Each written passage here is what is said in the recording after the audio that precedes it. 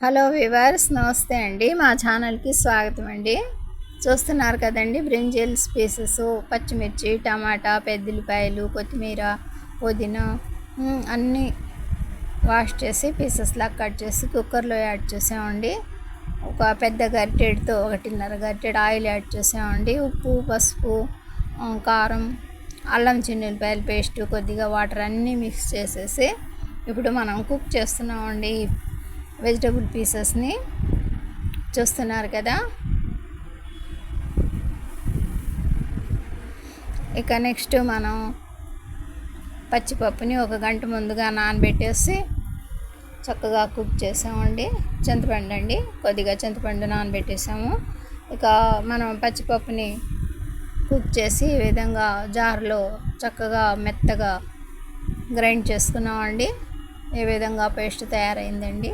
ఇప్పుడు ఇవన్నీ మిక్స్ చేసి మనం పొయ్యి మీద మరిగిద్దామండి.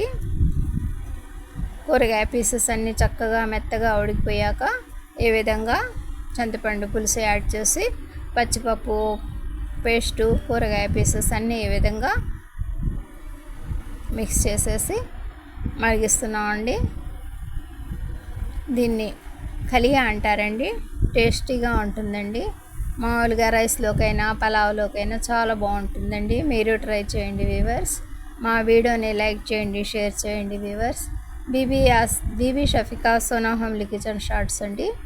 తప్పకుండా మా వీడియోని తిలకించండి వ్యూవర్స్. మా మరో ఛానల్ని కూడా తిలకిస్తూ ఉండండి. Bibi Asia multi plus long and shorts అండి.